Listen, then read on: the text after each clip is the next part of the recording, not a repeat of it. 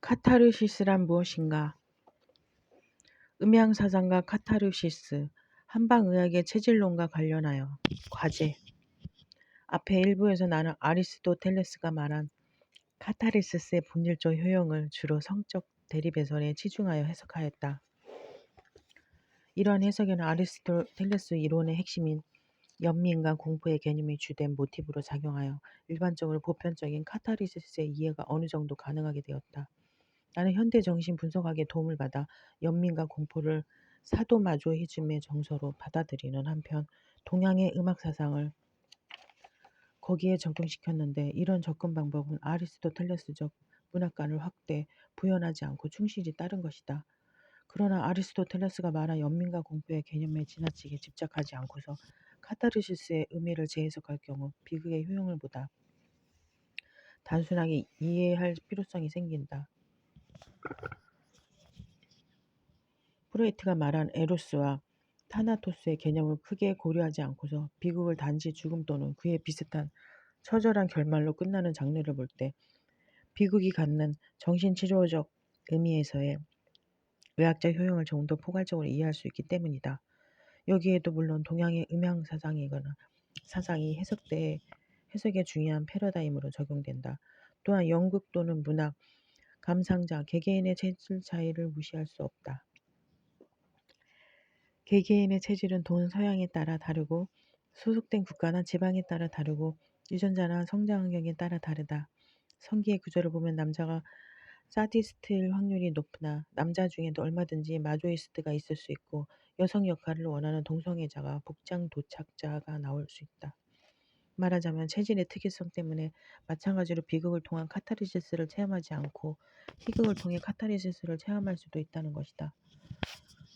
비극이 희극보다 우월하다는 생각은 특히 문학적 경전주의나 엄습주의와 결부되어 문학의 다양한 발전을 가로막는 역할을 해왔다. 그러나 비극이라고 해서 반드시 카타르시스를 주는 것도 아니고 정신적으로 순간 메시지를 전달해 주는 것도 아니다. 카타르시스 효과는 수용자의 체질에 따라 다른 다양한 실제적 효용을 만들어낸다. 그리고 그 효용은 정신적인 면에 국한되는 것이 아니라 전신의 육체적 신진대사에 관련되는 것이다. 동양 문학의 해피엔딩의 희극이 많다고 해서 서구 문학보다 열등하다고 생각하는 것은 잘못이다. 동서양의 체질적 차이를 고려하지 않고 무조건 서구 중심의 문학관을 갖는 것은 위험하다.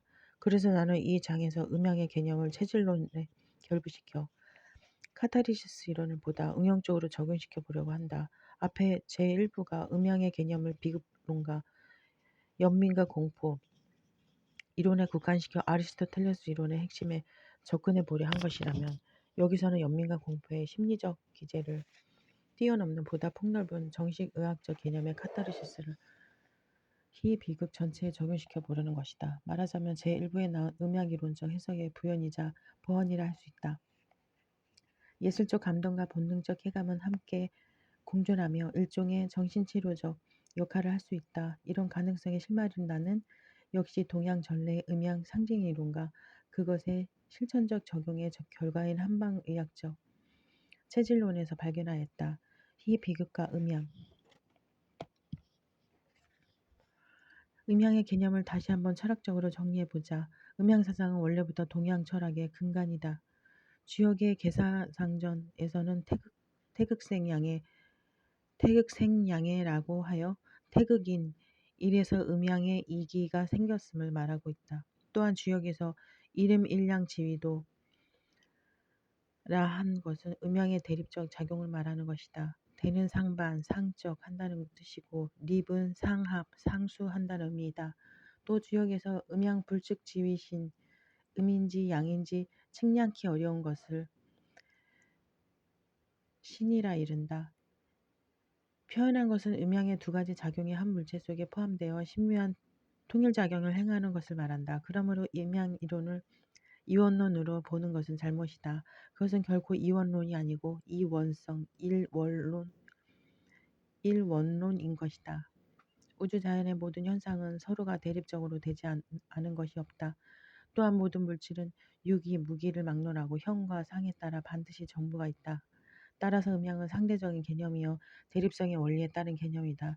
상은 양이고 하는 음이며 춘하는 양이고 추동은 음이다. 인체의 신진대사에 있어 기는 양이고 혈은 음이며 탄생은 양이고 죽음은 음이다. 인간은 양기의 극치점에 이르러 세상에 태어나 성장해가고 음기와 양기의 조화 상태가 바로 건강 상태이며 양기가 소진되고 음기만이 충만할 때 죽음을 맞게 된다. 흔히 양에 비해서 음은 부정적인 의미로 받아들여지기 쉬운데 실상은 그렇지 않다. 음과 양은 서로 상부적 관계에 놓인다. 태어인 본래적 상태에 있을 때 기는 완전히 정적하고 무형이나 어떤 원인으로 작동함에 따라 음과 양의 이단을 낳고 그 이단의 치합작용을 통해 형상을 낳는다. 형상이 존재하는 곳에 상대적 존재로서의 대립물이 있다. 선과 악, 사랑과 미움, 빛과 어둠은 다 같이 태어에서 나오는 것으로 서로 반대되는 위치에 서 있으나 그것은 결국 필연적으로 융화되는 것이다.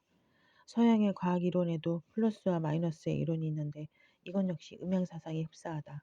모든 우주 만물은 다 같이 플러스적인 요소가 마이너스적인 요소와 아울러 갖추고 있다. 이것의 균형이 깨질 때 병이 발생하고 파국이 뒤따른다. 한 사회도 마찬가지다. 보수적인 경향과 진보적인 성향의 조화를 이뤄 병진에 나갈 때 사회적 안정은 이루어진다. 보통 어둠은 문학적 상징의 측면에서 악이나 고난의 의미로 쓰이곤 하는데 어둠이 없는 세상은 생각할 수 없으므로 악이나 고난 역시 이 세상을 지탱해 나가는데 필요 불가결한 요소라는 것을 알 수 있다. 따라서 생기와 사기는 우리 건강을 위해 다 같이 필요한 요소다. 한방의학에서 보양만 위주로 하지 않고 보험을 더욱 강조하는 것도 음양의 상부적 조화관계를 양생법으로 골간으로 견지하고 있기 때문이다. 문학작품을 가지고 음과 양, 선과 악이 갖는 가치, 등가성을 설명해보자. 시대를 초월해 보편적 리얼리티를 갖는 명작들은 대부분 음양의 등가성을 상징적 모티브로 삼은 작품들이다. 예컨대 허만 멜빌의 모비딕이나 루이스 스티븐의 지킬 박사와 하이드 씨 같은 소설이 그렇다. 이런 작품들은 처음엔 작가가 악의 존재를 부각시켜 일종의 건성징악적이고 도덕적인 주체를 내세운 작품으로 잘못 해석되었다. 즉 모비딕에 나오는 흰 고래는 악의 상징이고 그 고래를 쫓는 에이허브 선장은 선을 위해 싸우는 인간적 노력의 상징으로 해석되었다. 그리고 지킬 박사와 하이드 씨의 경우는 작가가 인간의 본성 안에 숨어있는 악한 요소를 난폭한 괴물인 하이드 씨로 상징해 보여줌으로써 독자에게 선을 위한 노력을 권면하고 있는 작품으로 해석되었다. 그러나 세월이 흘러 도덕적 교훈주의 일변도의 문학관의 반성이 일어나게 되자 위의 두 작품은 성과 악의 차별성을 부각시켰다기보다 성과 악을 흑백 논리로 가르는 획일적 분별주의에 대한 회의를 상징적으로 형성한 작품으로 해석되게 되었다. 즉 모비딕이 선의 상징이고 에이허브가 악의 상징이 될 수도 있으며 지킬 박사의 선한 양심과 하이드 씨의 악한 본능은 인간이 갖는 이중인격을 리얼하게 시사해주기 위해 상징적 설정에 불과할 뿐 도덕적 메시지와는 전혀 상관없는 것이라는 해석의 설득력을 얻게 된 것이다. 이에 비해 고전적 명작의 대명사처럼 되어 있는 괴테의 파우스트 같은 악의 상징, 즉 메피스토펠레스를 무조건 비하시키는 것으로 일관하고 있어 보편적 생명력을 점차 잃어가고 있다. 영국 또는 문학에 있어 비극과 희극을 음양의 상징이론에 대입시켜보면 희극은 양이요 비극은 음이 될 것이다. 특히 비극은 대부분의 작품의 결말이 죽음으로 끝나기 때문에 희극이 생기를 비해 사기를 위주로 하고 있다는 것을 알 수 있다. 그러므로 비극이 주는 카타르시스 효과는 바로 이 사기를 통해 음기의 배양이 있다고 볼 수 있다. 관객은 극중의 주인공이 비참한 몰락 과정을 거쳐 종국에는 죽음에 이르는 것을 목격하면서 스스로의 유기체적 신진대사를 위해 필수 불가결한 요소인 음기의 공급을 받는 것이다. 많은 문학작품들이 개연성이 다소 없어 보이더라도 결말을 주인공의 죽음 또는 자살로 마감하는 것은 이 때문이라 하겠다. 이럴 경우 연민과 공포는 단지 방법상의 문제일 뿐 부수적인 요소에 불과하다. 희극이 주는 카타르시스 효과는 일단 양이 또는 생기의 배양이다. 그러므로 결말이 죽음으로 끝나는 비극에 비해 희극은 결말이 생기에 넘치는 해피엔딩이 되어야 한다.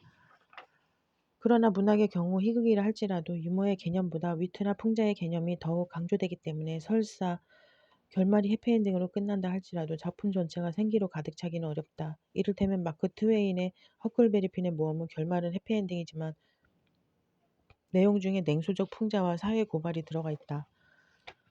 완전한 희극이라고 보기에는 어렵다. 그래서 재래적 개념의 희극을 통해 완전한 양기의 보충을 꾀하기는 어렵다고 본다.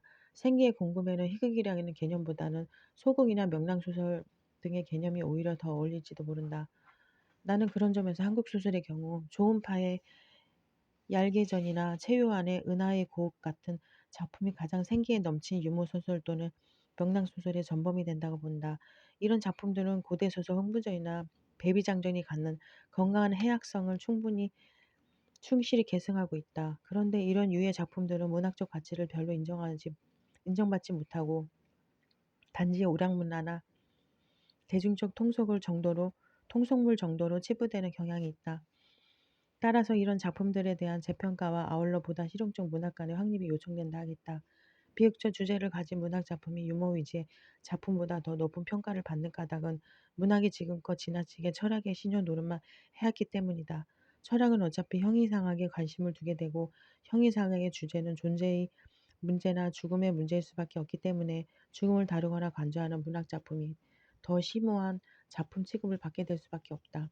그러므로 우리는 문학이 지금껏 철학의 해설서 역할을 해온 것에 대해 심각하게 반성해 봐야 한다. 음양의 보, 사, 관계. 음과 양은 다른 한편으로 이렇게 설명될 수도 있다. 양은 정신적으로나 육체적으로나 건강하게 살고자 하는 원초적 본능, 곧 문명인적 삶의 욕구이다. 그리고 음은 정신적, 육체적으로, 병적으로 살고 싶어 하는 원초적 본능, 곧 일탈적 삶에서 욕구된다. 그런데 우리는 일상생활에서 살고 싶다보다는 죽고 싶다는 계통의 말을 더 많이 쓴다. 배고파 죽겠다, 보고 싶어 죽겠다, 죽도록 사랑한다. 그 여자가 죽이게 예쁘다. 음식 맛이 죽이는데 등등. 이런 표현이 다반사로 사용되는 것은 어느 한편으로는 인간의 잠재적 심층심리 가운데 자포자기적 삶이나 일탈적 삶에 대한 본능적 욕망이 도사리고 있다는 것을 증명해 주는 것이다. 일찍이 노자나 장자는 공자나 맹자가 주장하는 군자적 삶, 즉 문명인적 삶이 결국은 위선적 삶이라고 비웃으며 야인적 삶의 덕을 칭찬했다. 그들은 건강한 도덕이나 예의조차 부정하여 부모가 죽었을 때 웃으며 술을 마셨고 법의 이중성을 비꼬기도 했다. 나라를 훔치면 영웅이 되고 사과를 훔치면 도둑이 되는 게 법이므로 법이나 도덕을 믿을 수 없다는 이유에서였다. 이것은 결국 인간의 반문화적 일탈 본능, 즉 완전한 동물적 야성 안에 파묻혀 무질서하고 부도덕한 아나키의 상태로 돌아가고 싶어하는 본능을 간파한 데서 나온 탁견이라고 생각된다. 그러므로 문학 속에서 상상적 음기, 곧 태폐적 부도덕성은 결코 부정적인 요소가 아니다. 그것은 문학 속에서의 양기, 곧 건강한 도덕성 못지않게 우리의 원활한 정신생활과 육체적 신진대사를 위해 필수 불가결한 요소인 것이다. 만약 노장 사상이 야한 정신과 관능적 허무주의가 없었더라면 공맹 사상의 도덕적 순치주의와 획일적 전체주의의 독주를 막아내지 못했을 것이다. 이것을 다시 공기 중의 질소와 산소의 작용에 비교하여 설명할 수도 있겠다. 산소는 사람의 호흡에 필요한 요소요. 질소는 동물을 질식시키는 기체다. 그러므로 산소는 건강하고 도덕적인 생기요, 질소는 병적이고 태폐적인 사기라고 할 만하다. 그런데 산소가 우리의 생명을 유지하는데 절대로 필요한 것은 사실이다. 만약 공기 중에 질소가 조금도 없고 산소만 있다면 만물이 다 없어지고 말 것이다. 즉 우리의 생명을 해야 하는 질소가 공기 중에 적당히 섞여 있는 것이 우리의 생명을 보존하는 데 절대로 필요하다는 신기한 결론이 도출되게 된다. 사람의 육체 역시 마찬가지다. 병이 든다는 것은 육체를 파괴하여 안정된 상태로 복귀하기 위한 무의식적 노력의 소산이라고 할 수 있다. 그러므로 인간의 진정한 건강 상태란 40% 정도의 음기, 즉 파괴, 욕구와 60% 정도의 양기, 즉 보존 욕구가 서로 대치하고 있을 때라고 할 수 있다. 잔병이 많은 사람이 오래 사는 것은 음기가 항상 적당히 유지되고 있기 때문이라고 풀이할 수 있다. 그런데 병이 없이 건강한 사람의 심신 상태는 100%에 가까운 양기만으로 이루어져 있고 음기가 거의 없는 상태다. 하지만 인간의 원초적 본능은 언제나 음양의 적당한 조화를 도모하려고 애쓰게 마련이므로 그동안 보충받지 못했던 음기를 어느 날 갑자기 한꺼번에라도 보충받으려 한다. 그런 현상이 바로 건강한 사람의 돌연한 급사이다. 잔병치를 전혀 하지 않던 사람이 암이나 고혈압 등으로 갑자기 죽어버리는 경우가 여기에 해당된다. 물론 잔병 치레를 자제한다 하더라도 음기가 50%를 넘어서면 건강에 위험한 수준이 된다. 항상 30% 내지 40% 정도의 음기를 유지하는 것이 중요한 것이다. 우리가 사는 사회 역시 사람의 육체와 비슷한 메커니즘을 지니고 있다. 진짜 건강한 사회는 양기 양기만 100% 지니고 있는 사회가 아니라 30~40% 정도의 음기를 유지하고 있는 사회인 것이다. 말하자면 사회 분위기가 각 개인의 일탈 욕구와 파괴 욕구를 어느 정도 대리적으로 충족시켜 줄 수 있을 때 그 사회는 극단적 파멸을 모면할 수 있다는 얘기다. 따라서 카타르시스의 정체를 좀 더 분명히 파악하기 위해서는 카타르시스를 단순한 문학적 예술적 개념으로서가 아니라 의학적 개념으로 받아들이는 것이 필요하다. 카타르시스를 배설이라고 해석할 때 여기서 배설을 단순히 감정의 배설, 억압된 심리적 욕구의 해방 등의 정신적 의미로만 이해할 것이 아니라 정신과 육체를 아울러 포괄하는 인체의 종합적이고 유기체적인 대사작용으로 이해해야 할 것이다. 그런데 이러한 이해를 돕기 위해서는 인간의 생명활동을 물질적인 면이나 정신적인 면 한쪽으로만 파악하지 아니하고 육체와 정신의 상호작용으로 보아 이런 일원론적으로 인식한 한방의 의학의 개념이 절실히 요청된다. 한방의학의 철학적 기초는 어디까지나 음양사상에 있다. 인간의 병을 치료하기 위해서는 음양과 허실이 네 가지 개념만으로 충분하다고 보는 것이 한방의학이다. 그리고 병을 단지 육체적인 질병에 국한시키지 아니하고 인간의 사회생활, 정치생활에까지 폭넓게 발전시켜 모든 정신생활, 예컨대 예술 창작 활동이나 정치 활동에까지 파급시켜 이해하려고 하는 것이 한방의학이다. 그러기에 소의는 병을 고치고 중의는 사람을 고치고 대의는 나라를 고친다는 한방 철학의 기초적 좌우명이 형성되었던 것이다. 또한 의유일체라는 말은 한방의학의 총체적 인간학으로서의 측면을 잘 대변해 주고 있다. 그러므로 연극이나 문학작품 등을 통해 카타르시스를 주어 관객으로 하여금 실체적인 병을 치료할 수 있는 계기를 마련해 준다는 개념은 한방의학에서는 결코 생소한 개념이라고 할 수 없다. 현대 정신의학에서도 사이코 드라마나 음악요법 등을 통해 정신질환을 치료하고 있으니 말이다. 카타르시스를 사기의 공급, 곧 음의 보충작용으로 보았을 때 한의학의 개념으로는 보험이 된다. 양이 과다하여 음어가 되었을 때 갖가지 증상의 병이 일어나고 음기의 보충이 필요해진다. 그런데 인간의 평소 건강 상태는 대체로 두 가지로 구별된다. 허한 상태, 즉 원기가 약한 상태와 실한 상태, 즉 원기가 어느 정도 튼튼하게 유지되고 있는 상태이다. 따라서 음과 양의 불균형을 치료하는 데 있어서도 허와 실에 따라 치료 방법이 달라진다. 허하면 보하고 실하면 사해야 하는 것이다. 현대의학적으로 설명하자면 허한 사람이나 실한 사람이나 어떤 병의 원인이 있는 것은 같으나 그 병원균을 몰아내는 방법은 틀리다. 현대의학은 주로 사해 방법, 즉 병원균을 죽이는 방법을 쓴다. 그러나 신체가 허약한 사람은 약의 독성을 이기지 못하고 약에 회지어 많은 부작용을 얻게 된다. 항생제의 남용의 폐단이 요즘 왕왕 논의되는 것은 바로 사회에 의한 공격요법의 문제점을 드러내는 것이다. 평소 위장이 튼튼하고 건강한 사람은 항생제나 소염제를 먹어도 별탈이 없으나 소화력이 나쁘고 약한 사람은 항생제는 물론이고 진통제인 아스피린 하나만 먹어도 위통을 느끼고 병이 오히려 악화된다. 여기에 적절한 치료 방법으로 동원되는 것이 바로 한의학에서의 보호하는 요법이다. 직접 병원균을 공격하여 설사나 이뇨작용 등을 통해 사하시키지 않고 몸 안에 필요한 또는 양기를 보충시켜 병자의 신체적 건강 상태를 호전시켜주면 인간이 생리적으로 갖고 있는 병원균에 대한 저항력에 의해 저절로 병을 치료하게끔 된다. 그러므로 카타르시스는 단순한 배설의 의미 곧 실하면 사한다는 원칙에 의한 공사요법의 의미와 또 다른 보험의 의미 곧 허하며 보호한다는 원칙에 의한 사기, 음기, 보충의 의미 두 가지로 해석되어야 한다. 물론 아리스토텔레스가 말한 카타르시스는 주로 사하요법을 의미한 것 같기는 하다. 일반적으로 서양인들은 육식을 주로 하기 때문에 체질적으로 동양인에 비해 튼튼하다. 그리고 몸이 동양인에 비해 열한 편이다. 그래서 서구인들은 주로 찬 음식, 찬 술을 즐긴다. 그러나 동양에서는 예부터 술까지도 꼭 따끈하게 데워 먹었다. 확실히 서구인들은 체질이 음보다 양에 가까운 것 같다. 그래서 항생제나 진통제 같은 것이 서양인에게는 별 부작용을 초래하지 않는다. 그러나 채식을 위주로 하는 동양인에게는 서양인과 같은 식의 치료 방법은 위험하기 짝이 없다. 예컨대 서양인들에게 맞게 처방된 기생충 약을 그들의 용량대로 먹으며 하루 종일 설사만 하다가 혼전하는 경우도 있다. 따라서 카타르시스를 동서양을 포괄하는 보편적 개념으로 이해하기 위해서는 그것을 배설의 의미와 함께 보험의 뜻으로도 받아들이는 것이 필요한 것이다.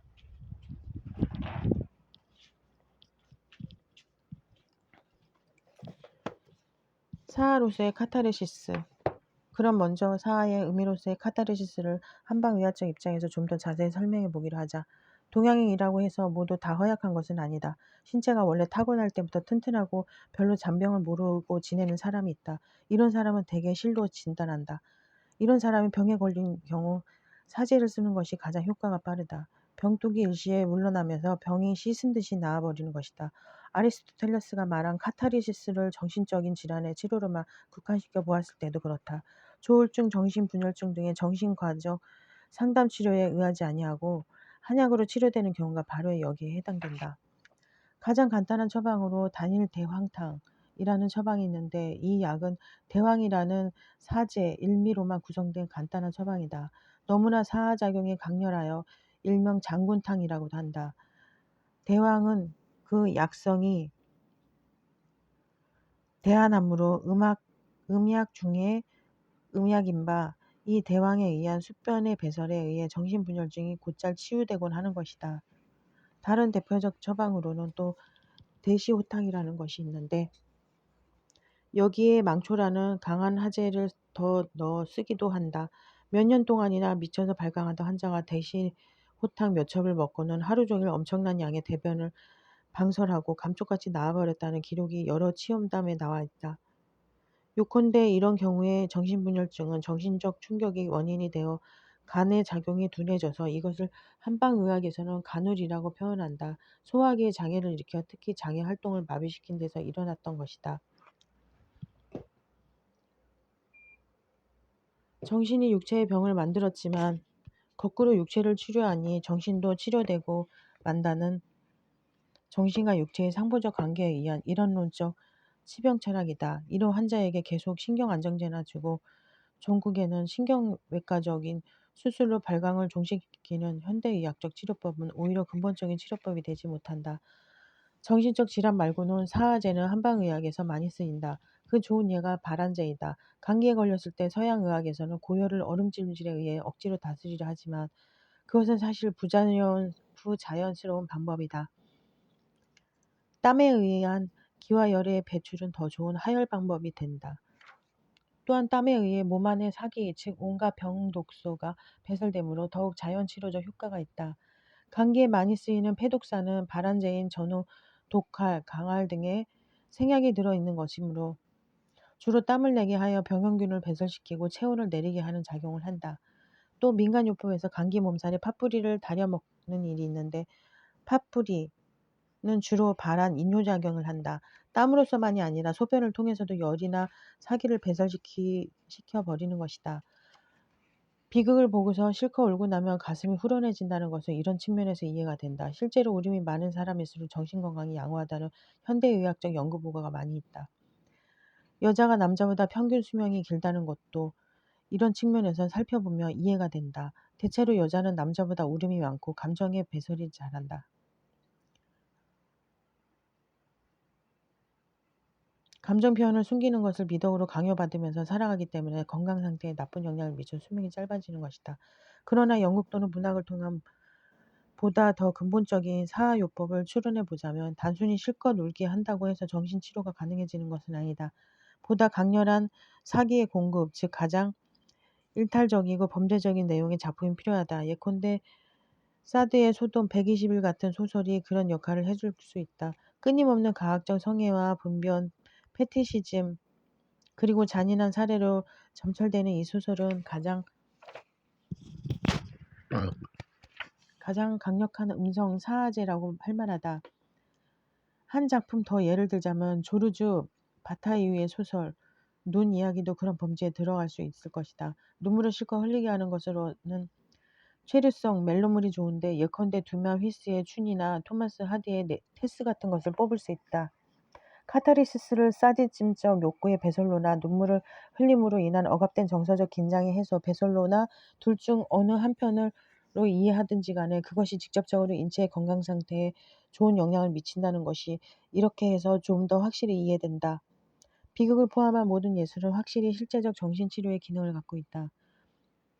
최근 문학과 의학의 상호 연계성이 검토되고 있다는 사실도 문학이 현대인에게 특히 많은 신경증을 치료하기 위한 카타르시스의 방법으로 응용돼야 한다는 것을 보여주는 것이다. 문학이 담긴 문학이 단지 관념적, 도덕적, 심미적 차원에만 머물러 있어서는 안 된다.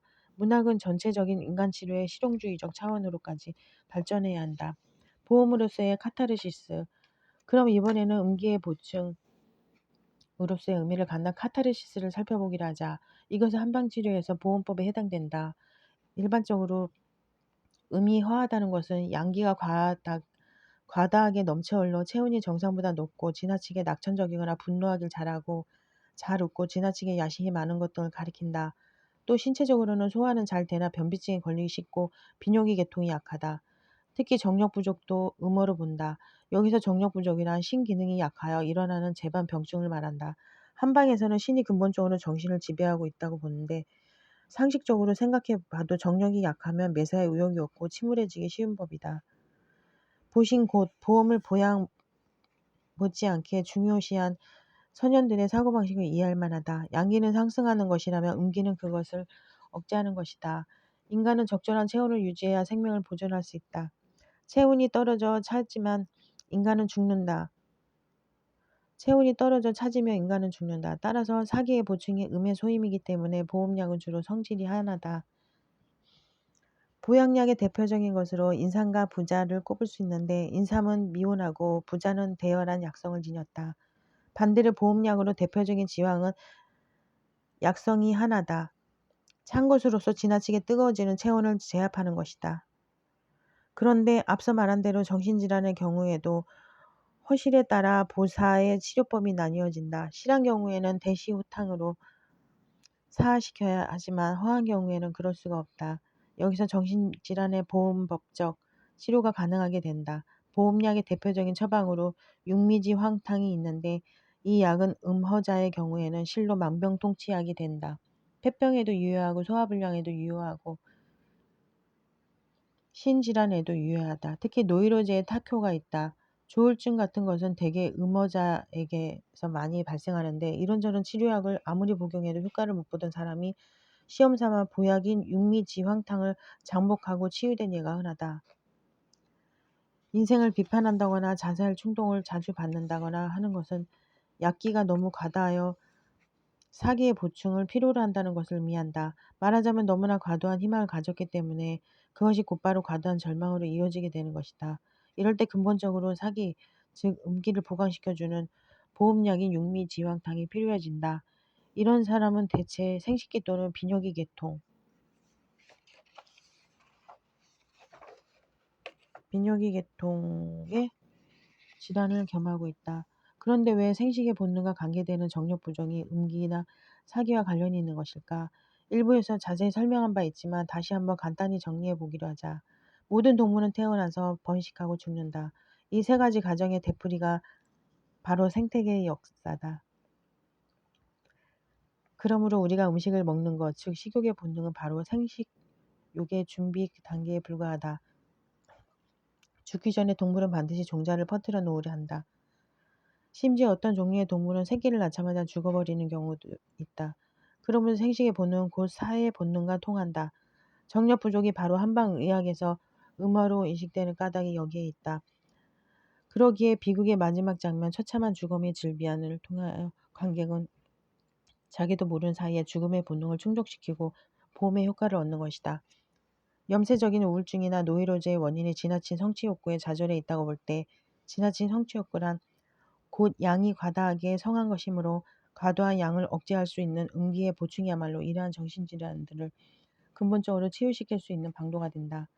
사춘기나 아동기의 독서 지도에 있어 지나치게 낙관적인 내용을 작품이나 해피엔딩으로 된 환상적이고 낭만적인 작품들만 읽힌다면 오히려 해가 될 수 있다. 우선 어린 나이 때는 양기가 과다한 시기이므로 대체로 음기의 보충을 필요로 하기 때문이다. 또 낭만적 환상으로 가득 찬 청춘의 시기를 지나 일단 사회에 나가 거친 세파에 시달리다 보면 책에서 맛보는 허구에 더욱 큰 환멸을 느끼게 될 위험성이 크다. 안데르센의 동화에는 일부에서 언급했던 사디스틱하고 잔인한 장면이 많이 나와 일단 아동들에게 사랑받는다고 볼 수 있다. 그러나 안데르센 동화에는 주인공들이 거의 다 왕자나 공주로 나오는 게 문제다. 정작 나이를 먹어 사회에 나가보면 자기가 도저히 왕자나 공주가 될 수 없다는 걸 알고 좌절감에 빠지게 되기 때문이다. 이것은 부자나 귀족이 나오는 소공자나 소공녀 같은 소년 소설도 마찬가지다. 그러므로 아동기에 읽을 거리엔 반드시 희망적 메시지가 들어있어야 한다는 통념은 이제 수정돼야 한다. 특히나 위인들의 전기 같은 성공담이나 신데렐라 스토리 종류는 많은 해를 준다. 해피엔딩의 희극이나 노력하면 성공한다. 선한 자가 반드시 이긴다. 지성이면 감천이다 등의 권선징악적인 내용의 작품은 보양만 하고 보험은 전혀 안 해주기 때문에 해로운 것이다.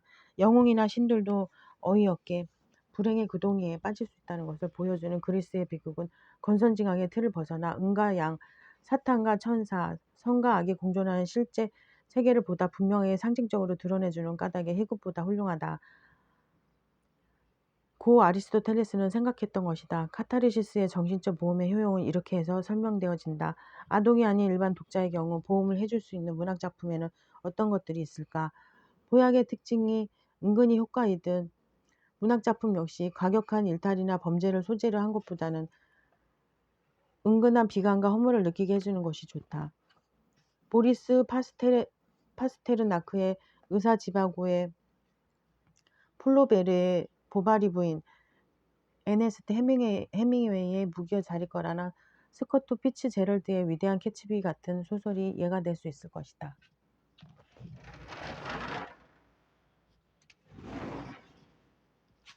체질의학과 카타르시스, 아리스토텔레스가 시학을 집필했을 당시에는 그리스 헬레니즘 문학의 전성기였다고 할 수 있다.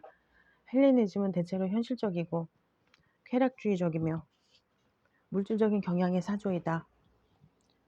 헤브라이즘이 내세지향적이고 국기적인 데 비해 헬레니즘은 확실히 음보다 양에 치우친 인생관이요 생활 철학이라 하겠다. 디오니소스제에서 발전한 광란에 가까운 향락 추구는 로마 시대로 이어져 서양 문화의 모태가 되었다. 또한 유목민족이요 육식성 인간인 서구인들은 확실히 양성에 가까운 체질을 가졌다고 볼 수 있다. 그래서 아리스토텔레스가 비극을 더욱 강조한 것이 아니었을까? 인간에게는 항상 음만이 부족한 것은 아니다. 보험약인 육미지 황탕이 노이로제에 적응하는 것은 음허자에게만이요 양허자의 정신질환에는 육미지황탕보다 보기보양제로 으뜸인 보중익기탕이 효과가 있다. 양허자에게는 급격한 효과를 내는 사화제가 적용되기 어려운데 양허자는 대개 몸이 약하여 약을 쓰더라도 은근히 효과를 내는 보약을 써야 하기 때문이다. 그러므로 문학작품을 통해 보양의 효과를 얻으려면 우선 따뜻한 인간미가 넘치는 명랑한 작품이 좋을 것이다. 제인 오스틴의 오만과 편견이나 루이저 메이 올코트의 작은 아씨들, 루시 몽고메리의 앤, 헤르만 헤세의 페터 카멘친트 같은 소설이 좋은 예다. 냉소적 위트와 풍자로 이루어진 서구식 유머 소설, 예컨대 허클베리 핀의 모험이나 돈키호테 같은 소설은 보양적 소설이 되지 못한다는 것은 앞에서 밝힌 바 있다. 여기서 우리는 다시 한번 동양인과 서양인의 문학관을 비교하여 짚고 넘어갈 필요가 있다. 우리는 19세기까지 한국 소설에 모두 고자를 붙여 고대소설 몰아붙이는 것은 서구에서 도입한 노블의 개념에 가까운 현대소설에 비해 해피엔딩의 결말이 주가 되고 무서운 사변보다 가벼운 해악 위주라는 데 이유가 있다. 특히 우리나라 전통 민중 문학의 양식은 비극보다는 희극을 위주로 한 것이다. 찢어지의 가난한 흥부를 묘사한 흥부전에서까지도 유머가 넘쳐 흐른다. 비장한 결말을 유도하는 비극이 단 한 편도 없다. 춘향전이나 심청전도 마찬가지다. 중국에 있어서도 중국 문학의 최고봉이라 할 수 있는 수어전이 마지막에 가서 송강이 독살당하고 주인공들이 모두 몰락하는 비극적 결말로 끝나는 것을 후세의 위작이라고 의심한 이가 바로 유명한 비평가 김성탄이었다. 그래서 김성탄본 수어전은 108명의 호걸들이 약산박에 결집하는 해피엔딩으로 마지막 결말을 삼고 있다. 다른 동양 문학에 비해 수호전이 해피엔딩이 아니라는 점은 점만으로 해서 더 높은 평가를 매기는 것은 서양의 문학 이론의 오염된 그릇된 판단이다. 확실히 동양인의 체질에는 비극이 맞지 않는 것 같다. 따라서 우리는 아리스토텔레스의 카타르시스를 이해하는 데 있어서도 동양의학 특유의 개념인 체질 이론을 도입하여 그 개념을 선택적으로 수용해야 한다. 체질론을 발전시켜 일종의 예방의학으로 응용한 이가 바로 한국 한의학의 완성자라고 할 수 있는 이재마이다. 그는 동의수세보원이라는 저서를 통해 인간을 태양인, 태음인, 소음인, 소양인의 네 체질로 나누고 같은 병이라도 체질의 상이함에 따라 전혀 다른 약을 써야 한다고 주장하였다. 그런데 그가 중요시한 병의 원인은 육체적 요인보다 정신적 상태와 감정 상태이다.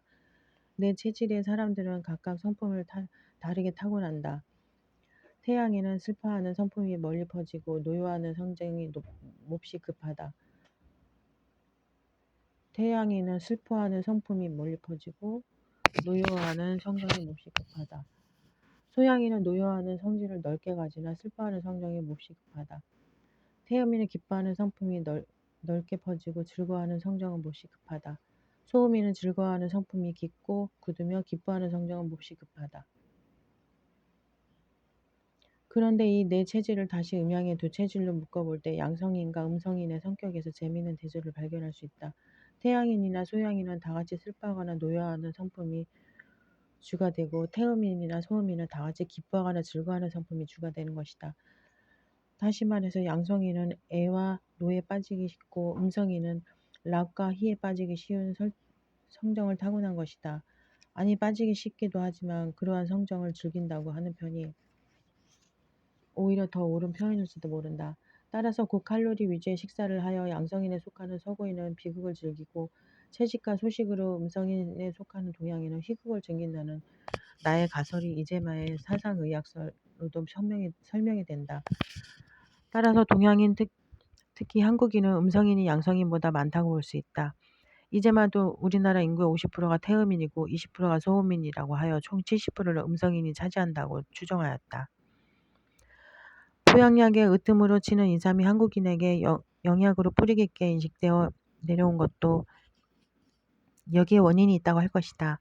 그런데 과거에는 별로 없던 노이로제 등의 정신질환이나 각종 성인병, 예를 들어 고혈압, 당뇨병, 동맥경화증 등이 늘어난 것은 우리나라 본래의 식생활 습관을 버리고 서구식으로 육류, 계란, 우유 등을 과잉 섭취한 까닭이 아닐지 모르겠다. 실제로 최근 들어 인삼이 안 받는 체질이 늘어나고 있는 것이 사실이다. 또 희극이나 해피엔딩의 소설보다 서구식 비극 우월주의의 가치기준에 젖어 온 우리의 새로운 문화습관이 우리의 체질을 음성인에서 양성인 쪽으로 유도해가고 있는지도 모르겠다. 기독교적 헤브라이즘과 서양 숭배주의의 범국민적 팽배도 또 하나의 문화적 원인으로 지적될 수 있다. 헤브라이즘은 헬레니즘의 대가 되는 말이긴 하나 현실 중심의 실용주의적 중용정신을 생활철학으로 견지했던 우리 고유의 사상과는 배치된다. 그러나 아무튼 문학과 예술을 실제의 생활과 유리된 신비주의적인 것으로 인식하지 아니하고 정신과 육체를 아울러 포괄하는 인간 생활의 전반적인 면에 직접 작용하는 구체적인 치료법으로 인식된다. 카타르시스의 의미를 다시 한번 우리식으로 재음미해 봐야 하겠다. 리얼리즘으로든 로맨티시즘으로든 또는 비극으로든 희극으로든 가장 중요한 것은 문학이 인간에게 실질적으로 어떤 이익을 줄 수 있는가 하는 효용의 문제이다. 특히 육체적인 면을 도외시하고 정신적인 면만 고양시키는 게 문학의 임무라고 생각하는 편협한 서구식 이성 우월주의는 정리경고를 생활철학의 바탕으로 삼았던 우리 동양인의 전통적 의식보다 맞지 않는다. 이런 측면에서 볼 때 한방의학에서 치료의 대상을 병이 아니라 인간으로 보고 정신과 육체를 이론론적으로 파악했다는 사실은 우리에게 많은 시사점을 던져주고 있다. 사상의학에 따른 체질분류 및 카타르시스 처방. 그럼 이제 이제마의 사상의학서를 바탕으로 네 가지 체질의 특성과 성격을 요약 정리해 보기로 하자. 태양인의 특성은 우선 기다인이라는 점에 있다고 하겠다. 즉 기가 남보다 유별나게 센 사람이 바로 태양인이다. 태양인은 카리스마적 권위를 갖기를 원하며 주로 권력지향적이다. 간이 약하고 폐가 약하며 뻔뻔스러울 정도의 자기 주장을 가지고 있어 독선적 성격이 되기 쉽다. 성애에도 무관심하고 또 여자의 경우엔 되게 임신불능이다. 직업으로 본다면 정치가형, 체격은 깡마르고 단단하나 하체가 약하다. 또 몸이 건조한 편이다. 태음이는 혈다인이다. 말하자면 다혈질적인 셈이다. 태음이는 돈에 관심이 많고 또 탐욕스러워서 도박을 좋아한다. 재물지향적인 사람인데 미남 미녀가 적고 땀이 많다. 말하자면 평범한 소심이 타입이다. 그래서 겁도 많고 행동거지가 신중하다. 또 그만큼 내숭스러운 면도 있다. 직업으로 본다면 사업가요. 간이 강하고 폐가 약하며 몸이 습하다. 얼굴이 넙대대대하고 체격은 통통한 편이다. 소양이는 혈소인이다. 피가 적어 괴팍한 성격이 되고 따라서 성생활 면에 있어서도 불감증이다. 결복증이 많다. 따라서 육체적 쾌락을 경시하여 정신지향, 정신지향적이다. 비위가 강하여 소화는 잘 되나 신이 허하고 행동이 견망스럽다. 그러나 여자 소양이는 귀엽고 명랑한 인상을 준다. 과거를 잘 알고 잘 잊고 언제나 앞날 걱정만 한다. 직업으로 본다면 군인이나 사무원 또는 성직자, 형, 몸이 열하다. 체격은 땅땅한 편, 특히 눈빛이 유별나게 반짝거린다. 얼굴은 네모지거나 다이아몬드 형이 많다. 특히 독신 생활을 하는 수녀.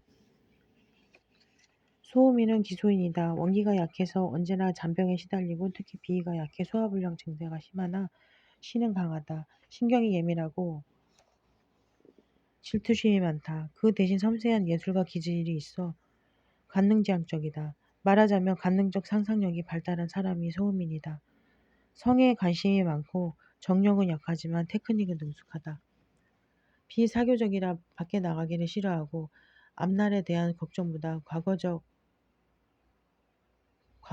걱정, 과거 집착이 심하다. 그래서 긴 한숨을 잘 쉰다. 직업으로는 예술가나 교육자, 몸이 냉하다. 체격은 호리호리한 사람이 많고 특히 얼굴이 계란형이어서 미남 미녀가 많다. 눈빛이 항상 침침하다. 그럼 이제 이러한 체질적 특성에 따라 적절한 또는 양을 정신적으로 보호해 줄 수 있는 문학 작품을 예시해 보기로 하자.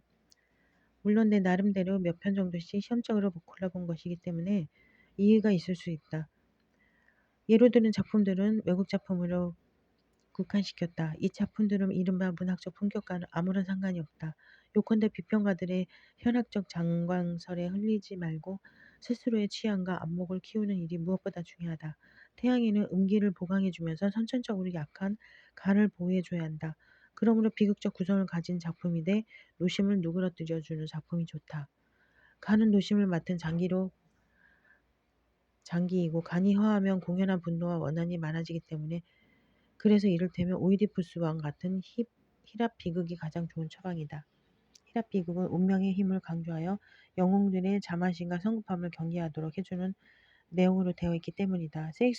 세익스피어의 오델로나 맥베스 등 4대 비극, 시오도 드라이저의 소설, 아메리카의 비극, 플로베리의 살랑보 같은 작품 역시 좋다. 역으로 사드의 소돔 120일 같은 사디즘 소설을 통해 노심을 대리만족시켜줘도 좋다. 태음에는 양기를 보장해주면서 폐를 보호해줘야 한다. 그러므로 희극적 구성을 가진 작품이 우울증을 누그러뜨려주는 작품이 좋다. 폐는 비심을 맡은 장기이고 폐가 약하며 우울감이 강해지기 때문이다. 그래서 그런지 태음인 중에는 특히 우울증 위주로 노이로제 환자가 많다. 이를테면 샤로트 브론테의 제인 제어나 서머셋 모음의 인간의 멍해가 가장 좋은 처방이다. 두 소설의 감상적 성격이 되기 쉬운 남녀를 각각 주인공으로 내세워 그네들이 강인하게 세파에 맞부딪혀 나가는 과정을 그린 소설이기 때문이다. 그 밖에 일본 작가 나스메 소세키의 보짱, 르네상스 시대 이태리 조각가 첼리니의 자서전, 다니엘 디포우의 로빈슨 크루소 같은 작품도 좋다. 포렌 레아주의, 영의 이야기, 오의 이야기나 임마누엘 아루상의 임마누엘 부인 같은 변태적 성애 소설로 성적 대리 만족감을 줘도 좋다. 테이문은 성적 센스에 둔감해 그것이 우울증의 원인이 되기도 하기 때문이다. 소양이는 음기를 보강해주면서 신을 보호해줘야 한다. 그러므로 비극적 구성을 가진 작품이 돼 성적 공포심을 누그러뜨려 주는 작품이 좋다. 신은 공심을 맡은 장기이고 신이 약하면 특히 성에 대해 비겁한 이중성을 띠기 때문이다. 그래서 소양이는 관능적 쾌락에 솔직하지 못해 정신적 신비주의나 결벽증적 종교에 광신적으로 빠져들 가능성이 높다. 이를테면 중국 소설 금병매가 가장 좋은 처방이다. 성애의 즐거움을 은근히 예찬하고 있는 작품이기 때문이다. 프랑스 작가 조세 캐슬의 세브리느, 에밀리 브론테의 폭풍의 언덕, 일본 작가 무리카미 유의 한없이 투명에 가까운 블루 같은 소설도 좋다. 역으로 브람 스토커의 드라큘라 같은 소설로 공신물 대리만족시켜줘도 좋다. 소음이는 양기를 보강해주면서 비를 보호해줘야 한다. 그러므로 희극적 구성을 가진 작품 대 명랑케 하는 작품이 좋다. 비는 우사심을 맡은 장기이고 비가 약하면 공연한 회한과 지나친 사색에 빠져들기 쉽기 때문이다. 이를테면 아라비안 나이트 같은 책이 가장 좋은 처방이다. 신나는 모험과 쾌활한 관능적 열정을 담고 있기 때문이다. 중국 소설 요제지나 서유기, 알렉산드로 디마르 몽테크리스토 백작 같은 소설도 좋다. 또한 소음이는 미적 감수성이 관능적 상상력이 발달하여 늘 아름다운 에로틱 판타지에 금주려 하므로 오스카 와일드의 샬로베나 도리언 그레이스 조상, 마조오의 모피코트를 입은 비너스 같은 유미주의 작품도 좋다. 내가 쓴 소설 건태와 강마일기 그리고 불안은 패티시즘을 통한 에로틱 판타지를 다룬 것인데 소음인인 나 자신을 위해 쓴 것이다.